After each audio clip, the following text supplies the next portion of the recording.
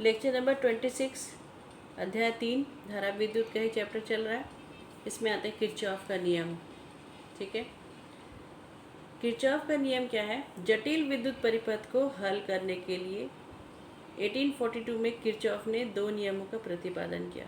जटिल विद्युत परिपथ मतलब कई परिपथ इसमें श्रेणी क्रम में लगे हैं, कई समानता क्रम में लगे, कई दोनों मिक्स क्रम में लगे। मिक्स मतलब कुछ समानता क्रम में, कुछ श्रेणी क्रम में, और आपस में भी समांतर श्रेणी क्रम में जुड़े। इस प्रकार के जटिल यदि परिपथ बनता है, यदि सरल परिपथ है तो ओम्स का नियम लग जाता है, और यदि परिपथ जटिल है तो उस समय हमको किरचॉफ का नियम लगाना पड़ता है। ठीक है, तो दो नियम हैं इसके, या इसको हम क्या बोल सकते हैं, ओम के नियम का ही विस्तृत रूप है ये। ठीक, ओम के नियम का बृहत रूप है ये जटिल विद्युत परिपथों के लिए। तो दो नियम में पहला नियम जो है वो प्रथम नियम, या उसको संधि का नियम भी कहते हैं, फर्स्ट लॉ और the junction law. First law of Kirchhoff first law and Kirchhoff second law. तो फर्स्ट लॉ में क्या है? Junction law. ठीक है, जंक्शन आप जंक्शन वर्ड से या संधि वर्ड से जहाँ सब लोग आके मिलते हैं, ठीक है, एक जनरल फॉर्म जो इसका मीनिंग है जंक्शन। तो यहाँ पर प्रथम नियम का जो स्टेटमेंट है, देखिए दो अलग अलग स्टेटमेंट हैं, बाकी दोनों एक ही चीज़ को दर्शाते हैं। पहला क्या है? विद्युत परिपथ के किसी संधि पर संधि से प्रवेश करने वाली विद्युत धाराओं का योग संधि से बाहर निकलने वाली विद्युत धाराओं के योगफल के बराबर होता है। ठीक है, संधि पर जितना प्रवेश करता है उनका योग और जितना बाहर निकलता है उनका योग, ये आपस में दोनों बराबर होते हैं। या इसको कैसे बोल सकते हैं कि किसी विद्युत परिपथ के किसी भी संधि पर मिलने वाली समस्त विद्युत धाराओं का बीजगणितीय योग शून्य होता है। ठीक है, जब यहाँ पे प्रवेश का योग और बाहर निकलने का योग दोनों बराबर होते हैं, एक ऐसा बोले, और नहीं तो क्या बोलिए कि संधि पर मिलने वाली सभी विद्युत धाराओं का बीजगणितीय योग शून्य होता है। बीजगणित मतलब आपको चिन्ह का ध्यान रखना है। तो बीजगणितीय योग शून्य होता है, या प्रवेश करने वाली बराबर होती है बाहर निकलने वाली कुल धाराओं के। ठीक है, तो गणितीय रूप में क्या ऐसे बोलते हैं? Summation over i equal to 0। सब मैं इसका मैथमेटिक्स बताऊंगी तब आपको और क्लियर हो जाएगा। तो गणितीय रूप किसका है? ये किरचॉफ का फर्स्ट लॉ का समेशन ओवर आई। समेशन मतलब योग, सभी का योग, ये होता है शून्य। ठीक है, तो सभी विद्युत धाराओं का बीजगणितीय योग शून्य होता है। संधि की ओर आने वाली धारा को हम पॉजिटिव लेते हैं, और दूर जाने वाली संधि से दूर जाने वाली धाराओं को हम निगेटिव लेते हैं। आप इसको निगेटिव ले सकते हैं, इसको पॉजिटिव ले सकते हैं, परंतु हम एक प्रकार का रूल बनाते हैं जो कि सर्वमान्य होता है, सबके लिए एक समान होता है, तो वो ज़्यादा ईजी होता है। बाकी इसमें कोई हार्ड एंड फास्ट रूल नहीं है। यहाँ पर देखो, यहाँ पर एक संधि बताया मैंने, ये एक संधि है, आप नाम दे दीजिए, जैसे ये संधि ओ है। ठीक है, यहाँ पर कुछ धाराएं संधि की ओर आ रही है, कुछ धाराएं जो है बाहर की ओर जा रही है। देखिए I1 अंदर की ओर आ रही है संधि की ओर, संधि से बाहर जा रही है I2, I3 बाहर जा रही है, I4 संधि की ओर आ रही है, I5 भी संधि की ओर आ रही है। तो इस प्रकार हम यदि लिखेंगे प्रवेश करने वाली, प्रवेश कौन कौन कर रहा है? I1 plus I4 plus I5, ये बराबर होगी बाहर जाने वाली। बाहर कौन कौन जा रहा है? I2, और कौन बाहर जा रहा है? Plus I3। तो फर्स्ट जो स्टेटमेंट था इसी प्रकार का था कि संधि में प्रवेश करने वाली कुल धारा का योग संधि से बाहर जाने वाली कुल धारा के योगफल के बराबर होती है। दूसरा स्टेटमेंट क्या था कि कुल धाराओं का बीजगणितीय योग, संधि में आने वाली कुल धाराओं का बीजगणितीय योग। बीजगणित में तब देखिए I1 को प्लस लिया हमने, संधि की ओर आ रहा है, तो डेफिनेटली I2 बाहर जा रहा है तो उसको माइनस लेना है, I3 भी बाहर जा रहा है, माइनस लेना है, I4 संधि की ओर प्लस लेना है, I5 संधि की ओर फिर प्लस लेना है। तो इस प्रकार I1 minus I2 minus I3 plus I4 plus I5 equal to 0। तो कुल बीजगणितीय योग जो है वो शून्य होगा। ये सेकेंड स्टेटमेंट है, फर्स्ट लॉ का ही सेकेंड स्टेटमेंट है। आप इस तरह के भी बोल सकते हैं या इस तरीके से भी बोल सकते हैं।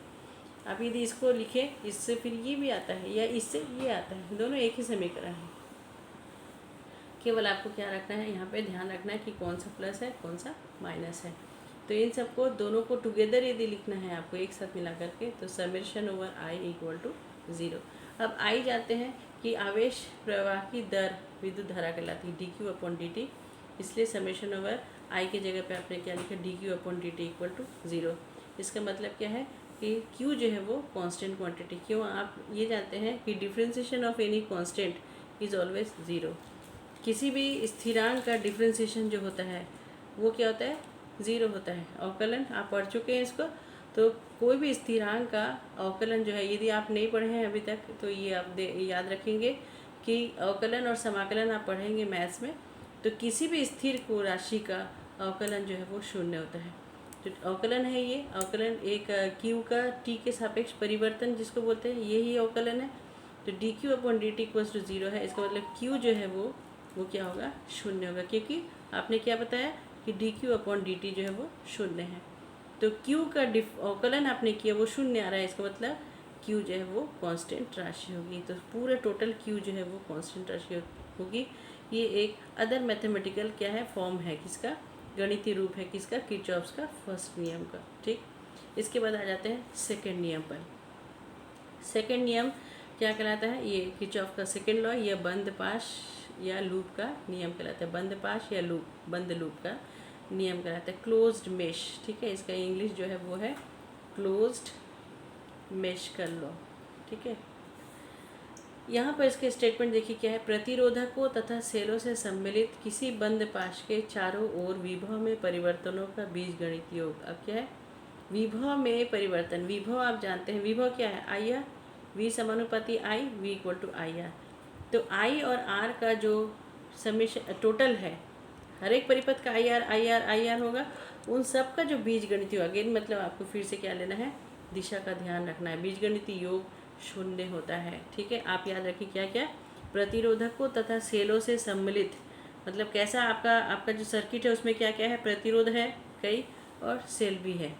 ठीक है, तो ये देखना है आपको, प्रतिरोधक को देखना है और सेल को देखना है। इनसे मिला हुआ यदि कोई बंद पाश है, बंद पाश बोले तो माला जैसे, गार्लैंड जिसका कोई सीरा नहीं होता, ऐसा एक प्रतिरोध, ऐसा एक परिपथ है आपके पास। ठीक है, उस परिपथ में कौन कौन है, प्रतिरोध है और सेल है, इनसे निर्मित है ऐसा परिपथ जिसमें कई प्रतिरोध है और सेल है। ठीक है, तो ऐसे प्रतिरोध के ऐसे यदि परिपथ हम लेते हैं तो उसमें क्या होगा कि विभव में परिवर्तनों का, विभव आपको निकालना पड़ेगा। विभव कैसे निकालेंगे, आई और आर करेंगे, और विभव में परिवर्तनों का बीजगणितीय योग जो है वो शून्य होगा। तो कुल विभव हम उनका जो बीजगणितीय योग है वो शून्य। बीजगणितीय योग मतलब आपको उस समय डायरेक्शन आपको देखना पड़ेगा। ठीक है, डायरेक्शन को लेकर के चलना है आपको। मैथमेटिक्स में ये और क्लियर हो जाएगा। या इसको और कैसे बोल सकते हैं, देखिए कि किसी विद्युत परिपथ के किसी बंद पाश के विभिन्न भागों में प्रवाहित होने वाली विद्युत धाराओं एवं संगत प्रतिरोधकों का गुणनफल का बीजगणितीय योग उस पाश में उपस्थित कुल विद्युत वाहक बलों के बीजगणितीय योग के बराबर होता है। आई और करना है, सेम चीज़ देखो, यहाँ पे विभव बोला है और यहाँ पे आई इंटू आर बोला है। ठीक है, और वो किसके बराबर होगा, उस पाश में उपस्थित कुल विद्युत वाहक बलों के बीजगणितीय योग के बराबर होगा। तो आई आर का कुल निकालिए और ई का कुल निकालिए, ये आपस में बराबर होंगे। विद्युत वाहक बल को किससे दर्शाते हैं, ई से दर्शाते हैं। ठीक है, सेल का वोल्टेज है ये क्या, परिपथ के वोल्टेज हैं। कौन कौन है, परिपथ के वोल्टेज को हम कैसे बोलेंगे, आई इंटू आर करके बोलेंगे। और उस परिपथ में, उस बंद परिपथ में, क्लोज्ड मेश में यदि सेल भी उपस्थित है तो सेल का विद्युत वाहक बल या सेल का जो विभवांतर जिसको हम बोलते हैं वो ई से दर्शाएंगे। तो कुल आई आर किसके बराबर होगा, कुल ई के बराबर होगा। परंतु कुल में आपको, कुल निकालते समय आपको उसका बीजगणितीय योग निकालना है, सिंपल योग नहीं निकालना है, आपको बीजगणितीय योग। तो आई आर का बीजगणितीय योग बराबर होगा ई के बीजगणितीय योग के बराबर। तो परिपथ में जहाँ पर प्रतिरोध उत्पन्न है वहाँ पर आप क्या लिखेंगे, विभव को आई इंटू आर करके लिखेंगे। खूब अच्छे से सुनिए इस चीज़ को कि परिपथ में जहाँ पर प्रतिरोध उपस्थित है उन प्रतिरोधों के लिए आप विभव को क्या लिखेंगे, आई आर लिखेंगे। परंतु जहाँ सेल उपस्थित है तो सेल के विभव ना बोलकर हम उसको क्या बोलते हैं, विद्युत वाहक बल। ठीक है, ये भी विभव ही है किसका, सेल का। तो सेल की जगह पे हम विभव, सेल के को जब यूज़ करेंगे तो हम वहाँ पे विभव ना बोलकर हम क्या बोलेंगे, विद्युत वाहक बल। इसको और डिटेल में हम लोग आगे के चैप्टर्स में भी पढ़ेंगे।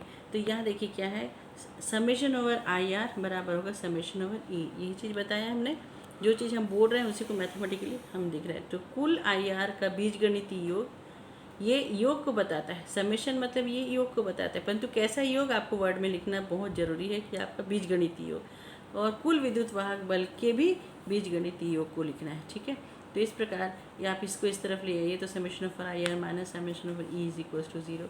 ठीक है, ये कौन सा है, ये फर्स्ट वाले को बता रहा है, ये वाला जो है फर्स्ट को बता रहा है, और ये वाला जो है ये सेकंड को बता रहा है। बाकी दोनों चीज़ जो है एक ही है। ठीक है, इसके बाद नेक्स्ट आ जाते हैं, इसी को हम समझाने की कोशिश किए हैं एक परिपथ के माध्यम से। एक क्लोज्ड मेश आपको पता है, यहाँ पर देखिए दो क्लोज्ड मेश है, दो परिपथ है।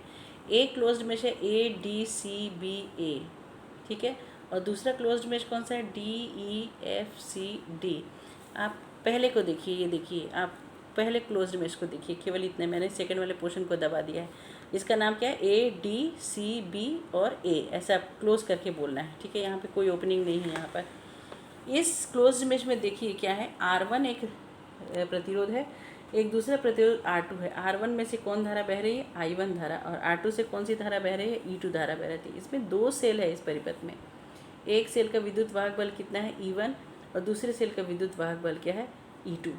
तो यहाँ पर जब I1 R1 करेंगे, और ये I1 R1 जो है इस तरफ नहीं आ रहा है, देखिए I1 R1 भी इस तरफ आ रहा है, I2 R2 भी इस तरफ आ रहा है, ठीक है। तो इसलिए इनका जब हम बीजगणित योग करेंगे तो बहुत सावधानी पूर्वक इसको क्या लिखेंगे, I1 R1 minus I2 R2, right, equal to, देखिए E1 का भी प्लस इस तरफ से आ रहा है, विद्युत धारा बहेगी धन से ऋण की ओर, और सेल सेकंड सेल का भी प्लस इस तरफ ही बहेगी। अगेन फिर से क्या हो जाएगा, E1 माइनस E2, ठीक है।